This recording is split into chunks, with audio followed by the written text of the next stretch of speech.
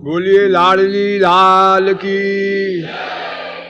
एक कथावाचक लोग दृष्टांत देते हैं बड़ा अच्छा कि एक बाप ने किसी गलती पर बेटे को डांटा, जो एक झापड़ लगा दिया, तो बेटा ने इतना फील किया उसने कि वो भाग गया घर छोड़ के और बाहर गया और बहुत परेशान हुआ। फिर उसके बाद कुछ काम धाम मिला और बहरहाल उसके बाद 2 लाखों कमाया भी।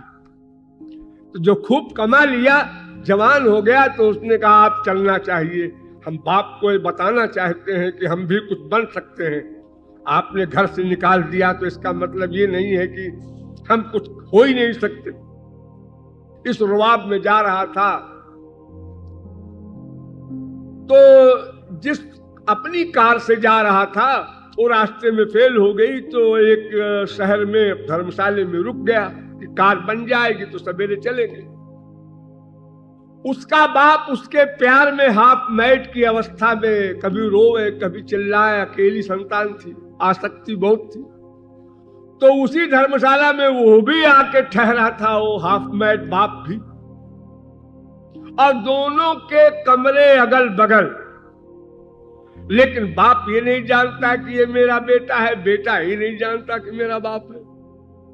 तो बाप रात में कभी रोवे कभी कुछ करे, कभी हरकत करे, कभी बाहर आवे कभी भीतर जाए। तो लड़के को बात डिस्टर्ब हुआ, ये बड़ा आदमी हो गया था लड़का, कोठी काल जिसके हो जाती है जरा शान भी हो जाती है। तो उसने बुलाया धर्मशाला के मैनेजर को, उसने कहा क्या पागलों को ठहरा लेते हो तुम यहां पर, और रात भर हम सो नहीं पाए। तो बाप सुन रहा था, उसने कहा ज्यादा बात नहीं करना, वो झापड़ देंगे कि।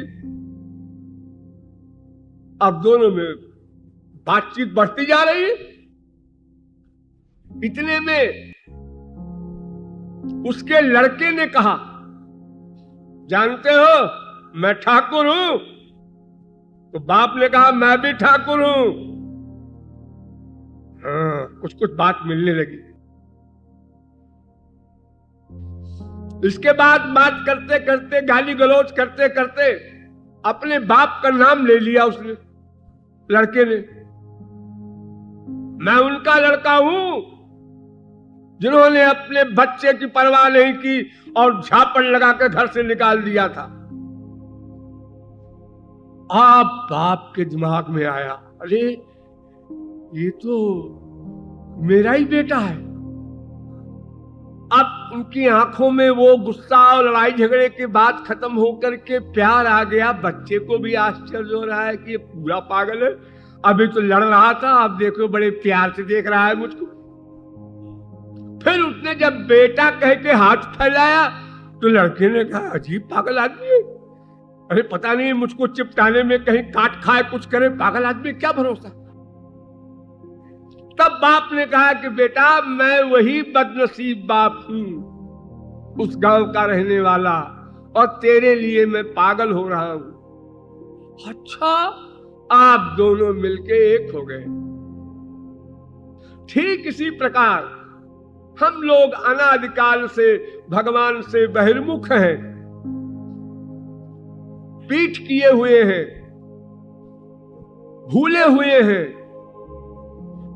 लेकिन अगर कोई महापुरुष हमको बता दे, ये है तेरा, ये नहीं है, समझ ले, तू तो महाप्रलय में पेंडिंग में पड़ा था। हाँ, ये तेरा जो रिश्तेदार है इसी ने ये संसार बनाया, तुझको भी प्रकट किया, मां के पेट में तेरी रक्षा की, और पैदा होने के बाद मां के स्तन में खाने का प्रबंध भी किया तेरे लिए, फिर संसार में तमाम धन धान्य वगैरह का प्रबंध किया, फिर तेरे अंदर जो चेतना शक्ति है, जो बुद्धि में मन में तत्त कर्म करने की शक्ति है, यही दे रहा है। जन मनसा न मनुते ये नाहुर मनोमतम तदेव ब्रह्म त्वं विद्धि। ये इंद्रिय मन बुद्धि में जो शक्ति हमको मिली है ये भगवान के द्वारा मिली है। वो इतनी हेल्प कर रहा है हमारे भुला देने पर भी। हाँ, हम बेवकूफ है, वो तो सर्वज्ञ है, वो क्यों गलती करेगा? वो तो अपना संबंधी मानता है, इसलिए हर क्षण सदा सर्वत्र हमारे साथ रहता है।